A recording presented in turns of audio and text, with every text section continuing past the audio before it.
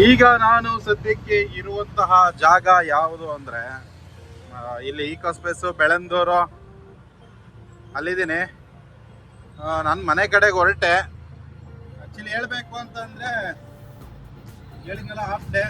ಇವತ್ತು ಸ್ವಲ್ಪ ಪ್ಲಾನ್ ಎಲ್ಲ ಚೇಂಜ್ ಆಗಿಬಿಟ್ಟಿದೆ. ಸೊ RNZ ಏನಿದೆ ಆ ಕಡೆ ಒಂದು ಡ್ರಾಪ್ ಆಯಿತು. ಡ್ರಾಪ್ ಮಾಡಿಕೊಂಡು ಈಗ ಮನೆ ಕಡೆಗೆ ಹೊರಟಿರೋಂಥದ್ದು. ಸೊ ಟೈಮ್ ಎಷ್ಟು ಅಂತ ಕೇಳ್ತೀರಾ? 12:38 ಇವತ್ತು ಆ ಮಟ್ಟಕ್ಕೇನು ಟ್ರಾಫಿಕ್ ಜಾಮ್ ಏನಿಲ್ಲ. ರೋಡ್ ಎಲ್ಲ ಖಾಲಿ ಹೊಡಿತಾ ಇದೆ. ಇನ್ನು ಸಾಯಂಕಾಲ ಮೇಲೆ ನೋಡಬೇಕು. ಸಾಯಂಕಾಲ ಅಂದ್ರೆ ಇವತ್ತು ಶುಕ್ರವಾರ ಅಲ್ವಾ, ಸಾಯಂಕಾಲ ಇನ್ನು ಪಬ್ಬು ಪಾರ್ಟಿ ಅಲ್ಲಿ ಇಲ್ಲಿ ಹೋಗೋರೆಲ್ಲ ಇದ್ದೇ ಇರ್ತಾರೆ.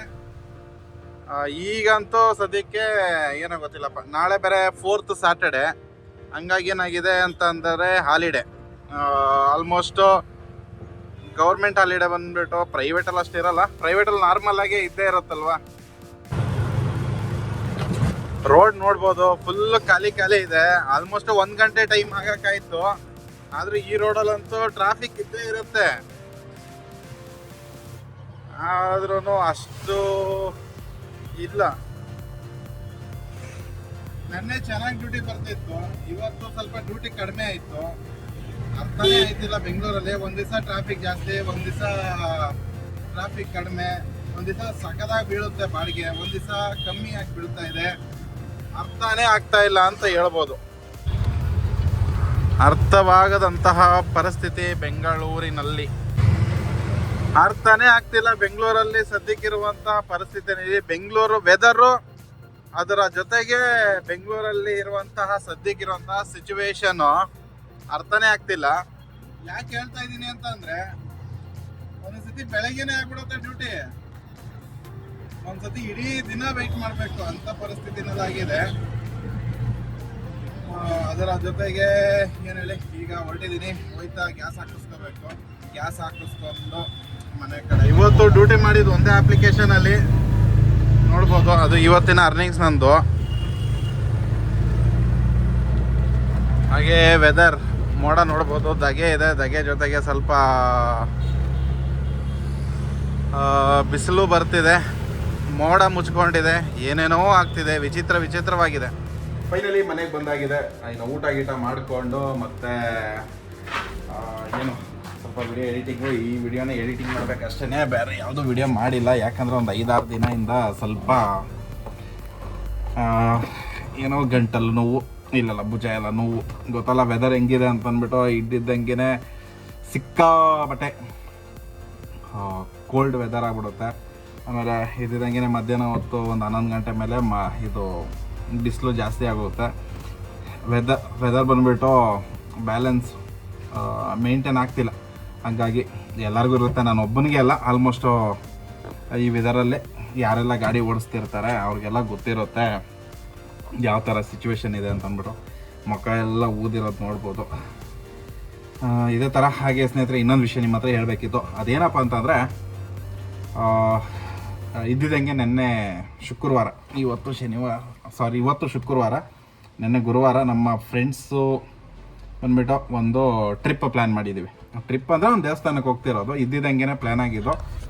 ಸೊ ಈ ಟ್ರಿಪ್ಪಿಗೆ ಅಧ್ಯಕ್ಷ ಸ್ಥಾನನ ನಾನು ವಹಿಸ್ಕೊಂಡಿದ್ದೀನಿ. ಆ ರೀತಿಯಿಂದ ನಮ್ಮ ದೋಸ್ತಗಳು ಸುಮ್ಮನೆ ಕೂತಿರುತ್ತಾರೆ.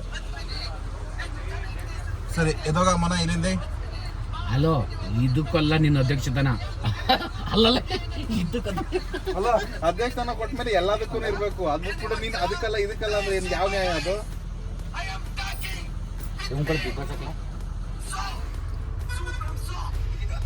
ನನಗಿದೆ ಗೊತ್ತಿಲ್ಲದೇನೆ ಪ್ಲಾನ್ ಮಾಡಿರೋದು.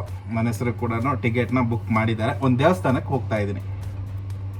ಆ ದೇವಸ್ಥಾನದ ವಿಡಿಯೋ ಬಂದ್ಬಿಟ್ಟು ನಿಮಗೆ ಈ ಚಾನಲಲ್ಲಿ ಆಗ್ತಾ ಇಲ್ಲ, ಹೊಸ ಚಾನಲ್ನ ಕ್ರಿಯೇಟ್ ಮಾಡ್ತಾ ಇದ್ದೀನಿ. ಹೊಸ ಚಾನಲ್ ಹೆಸರು ಏನಪ್ಪ ಅಂದರೆ ರೋಮ್ ಆಪರ್ಚುನಿಟಿ ಅಂತ ಅಂದ್ಬಿಟ್ಟು, ಆಯಿತಾ. ಸೊ ಅದರಲ್ಲೇ ನಿಮಗೆ ಈ ಟ್ರಿಪ್ ವಿಡಿಯೋಗಳನ್ನ ಅದರಲ್ಲಿ ಹಾಕೋಣ ಅಂತ ಪ್ಲಾನ್ ಮಾಡಿದ್ದೀನಿ. ರೋಮ್ ಆಪರ್ಚುನಿಟಿ ವ್ಲಾಗ್ ಚಾನಲಲ್ಲಿ ಬಂದುಬಿಟ್ಟು ನಿಮಗೆ ಟ್ರಿಪ್ಪು ವಿಡಿಯೋಗಳು ಅಂದರೆ ಟ್ರಾವೆಲ್ ವಿಡಿಯೋಗಳು ಜಾಸ್ತಿ ಸಿಗುತ್ತೆ. ನಾನು ಎಲ್ಲೇ ಟ್ರಾವೆಲ್ ಮಾಡಿದ್ರು ಕೂಡ ಆ ವಿಡಿಯೋಗಳನ್ನ ಶೂಟ್ ಮಾಡಿ ನಾನು ಆ ಚಾನಲ್ಗೆ ಹಾಕ್ತೀನಿ. ಯಾಕಂದರೆ ಈ ಆಪರ್ಚುನಿಟಿ ವ್ಲಾಗ್ ಚಾನಲಲ್ಲಿ ಹಾಕಿದ್ರೆ ಅಂದರೆ ಸ್ವಲ್ಪ ರೀಚ್ ಕಮ್ಮಿ ಅಂತ ಹೇಳ್ಬೋದು, ಆಯಿತಾ. ಸೊ ನಾರ್ಮಲಾಗಿ ನಾನು ಬೇರೆ ಎಲ್ಲ ಹಾಕ್ತೀನಲ್ಲ, ಆಪರ್ಚುನಿಟಿ ಅವಕಾಶಗಳ ವೀಡಿಯೋಗಳನ್ನ ಯಾವುದೆಲ್ಲ ಹಾಕ್ತೀನಿ, ಬಿಸ್ನೆಸ್ ಬಗ್ಗೆ ಆಗಲಿ, ಆಟೋ ಬಗ್ಗೆ ಆಗಲಿ, ಕಾರ್ ಬಗ್ಗೆ ಆಗಲಿ, ವೆಹಿಕಲ್ ಬಗ್ಗೆ ಹಾಕಿದ್ರೆ ಇದರಲ್ಲಿ ಚೆನ್ನಾಗಿ ರೀಚ್ ಆಗ್ತಿದೆ. ಆದರೆ ಟ್ರಾವೆಲ್ ವಿಡಿಯೋ ಹಾಕಿದಾಗ ಅಷ್ಟು ರೀಚ್ ಆಗ್ತಾ ಇಲ್ಲ. ಅದಕ್ಕೋಸ್ಕರ ಅದನ್ನು ಸಪ್ರೇಟ್ ಮಾಡಿಬಿಡೋಣ ಅಂತಲೇ ಪ್ಲ್ಯಾನ್ ಮಾಡಿದ್ದೀನಿ. ಅದರಲ್ಲಿ ಬಂದುಬಿಟ್ಟು ಈ ಮೋಟೋ ವ್ಲಾಗ್ ಅಂತ ಮಾಡೋಣ ಅಂದ್ಕೊಂಡಿದ್ದೀನಿ. ನಮ್ಗೆ ಗೊತ್ತಿಲ್ಲ ಯಾವ ಥರ ಮಾಡೋದು ಅಂತ, ಒಂದು ಪ್ರಯತ್ನ ಮಾಡಿ ನೋಡೋಣ ಆಯಿತಾ. ನಾನು ಏನೆಲ್ಲ ಟ್ರಿಪ್ಪಿಗೆ ಹೋಗ್ತೀನಿ, ಫ್ಯಾಮ್ಲಿ ಜೊತೆ ಆಗಿರಲಿ ಇಲ್ಲ ಫ್ರೆಂಡ್ಸ್ ಜೊತೆ ಆಗಿರಲಿ, ಈ ಟ್ರಿಪ್ಪಿಗೆ ಹೋಗುವಂತಹ ಪ್ರತಿಯೊಂದು ವಿಡಿಯೋ ಕೂಡ ನೀವು ರಾಮ್ ಆಪರ್ಚುನಿಟಿ ವ್ಲಾಗ್ ಚಾನಲಲ್ಲಿ ಬರುತ್ತೆ. ಈ ನೀವು ಸ್ಕ್ರೀನ್ ಮೇಲೆ ನೋಡ್ತಾ ಇದ್ದೀರಲ್ಲ, ಈ ಹೆಸರಲ್ಲಿ ನೀವು ಯೂಟ್ಯೂಬಲ್ಲಿ ಸರ್ಚ್ ಮಾಡಿದ್ರೆ ನಿಮಗೆ ಆ ಚಾನಲ್ ಸಿಗುತ್ತೆ.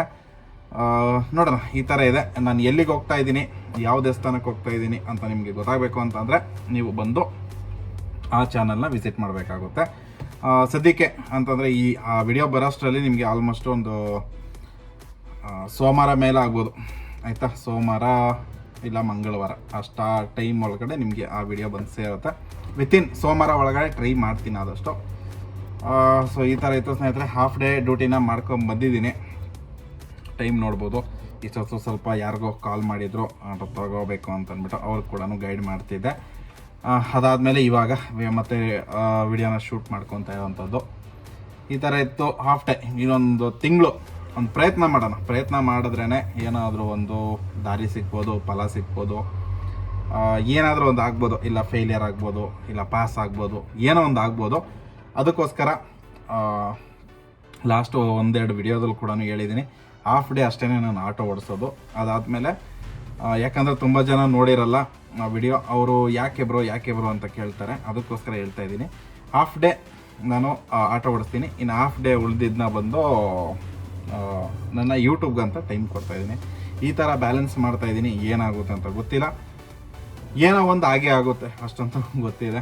ಈ ಥರ ಒಂದು ಪ್ರಯತ್ನನ ಮಾಡ್ತಾಯಿದ್ದೀನಿ, ನೋಡೋಣ. ಹಾಗೆ ನೆಕ್ಸ್ಟು ನೀವು ನನ್ನ ಏನು ದೇವಸ್ಥಾನಕ್ಕೆ ಹೋಗ್ತಾ ಇದ್ದೀನಲ್ಲ ಆ ವ್ಲಾಗ್ ನೋಡಬೇಕು ಅಂದರೆ ಮರಿಬೇಡಿ, ಸಬ್ಸ್ಕ್ರೈಬ್ ಮಾಡ್ಕೊಂಡು ಅದಕ್ಕೆ ಕೂಡ ಸಪೋರ್ಟ್ ಮಾಡಿ. ರೋಮ್ ಆಪರ್ಚುನಿಟಿ ಚಾನಲಲ್ಲಿ ಬಂದುಬಿಟ್ಟು ನಿಮಗೆ ಮೋಟೋ ವ್ಲಾಗು, ಟ್ರಾವೆಲ್ಲು ಮತ್ತು ಫುಡ್ಡು ಕೂಡ ಆ್ಯಡ್ ಮಾಡ್ತೀನಿ ಆಯಿತಾ. ಈ 3 ಕ್ಯಾಟಗರಿಲಿ ಆ್ಯಡ್ ಮಾಡಿಕೊಂಡು ಆದಷ್ಟು ಟ್ರೈ ಮಾಡ್ತೀನಿ.